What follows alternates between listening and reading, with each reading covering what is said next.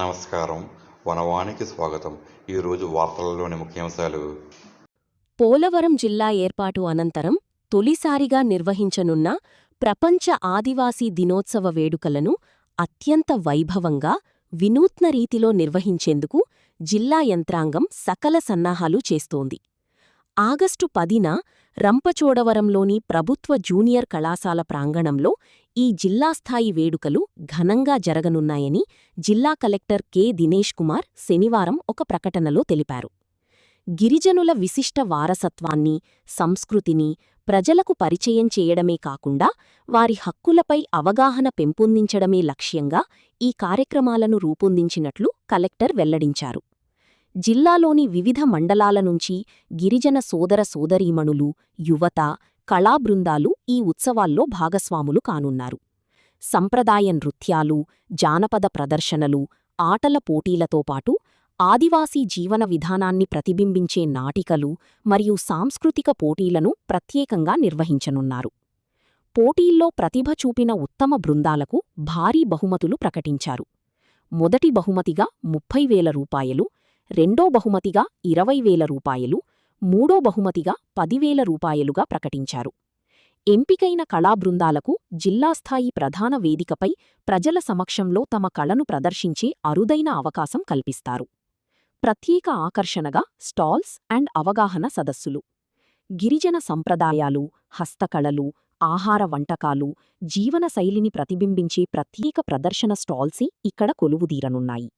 దీంతోపాటు గిరిజన హక్కుల పరిరక్షణకు సంబంధించి న్యాయ నిపుణులు మరియు అధికారులతో ప్రత్యేక అవగాహన సదస్సులు ఏర్పాటు చేస్తున్నారు.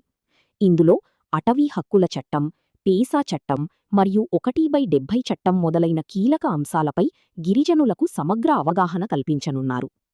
ఆదివాసీ ప్రజల సంస్కృతి, సంప్రదాయాలు మరియు హక్కుల పరిరక్షణకు జిల్లా యంత్రాంగం ఎల్లవేళలా కట్టుబడి ఉంటుందని కలెక్టర్ దినేష్ కుమార్ స్పష్టం చేశారు.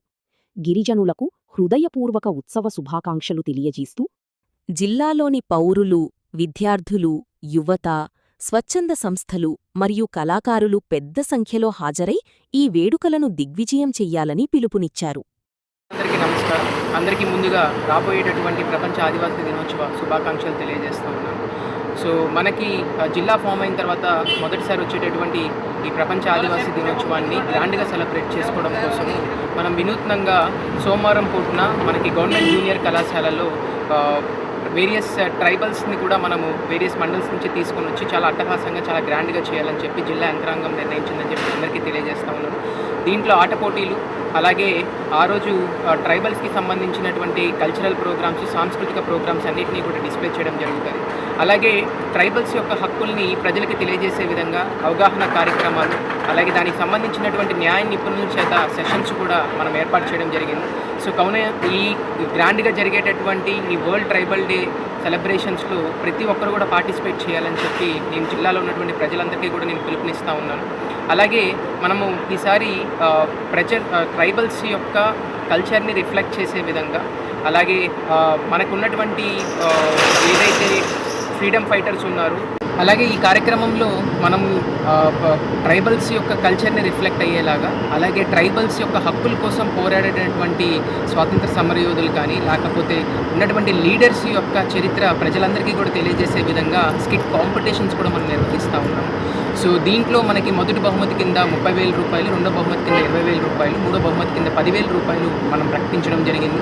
సో కావున ప్రజలందరూ కూడా ఎవరైతే ఈ యొక్క ట్రైబల్ యొక్క కల్చర్ని, సంస్కృతిని ఉట్టిపడేలాగా ఎటువంటి స్కిట్ ఉన్నా కూడా, ఎటువంటి కల్చరల్ ప్రోగ్రామ్ అయినా కూడా మీరు ఈ కింద ఉన్నటువంటి లింక్లో రిజిస్టర్ చేసుకొని రేపు పిఎంఆర్సీలో అంటే మనకి 9వ తారీఖు జరిగేటటువంటి ఈ ఎంటైర్ జడ్జ్మెంట్ కార్యక్రమంలో మీరు అందరూ కూడా పార్టిసిపేట్ చేస్తే మీ అందరికీ 10వ తారీఖున మనకి జిల్లాలో జరిగేటటువంటి ప్రోగ్రాంలో ఈ బహుమతి అందజేయడమే కాకుండా ప్రజలందరి ముందు కూడా మీ యొక్క స్కిట్ని నిర్వహించేటటువంటి అవకాశాన్ని జిల్లా యంత్రాంగం కల్పిస్తుందని చెప్పి, అలాగే ఈ కార్యక్రమంలో మనకి వేరియస్ ట్రైబల్స్కి సంబంధించినటువంటి సంప్రదాయాలు, అలాగే వాళ్ళకి సంబంధించినటువంటి సంస్కృతి ఉట్టిపడేలాగా వేరియస్ స్టాల్స్ని మనం పెడతా ఉన్నాము.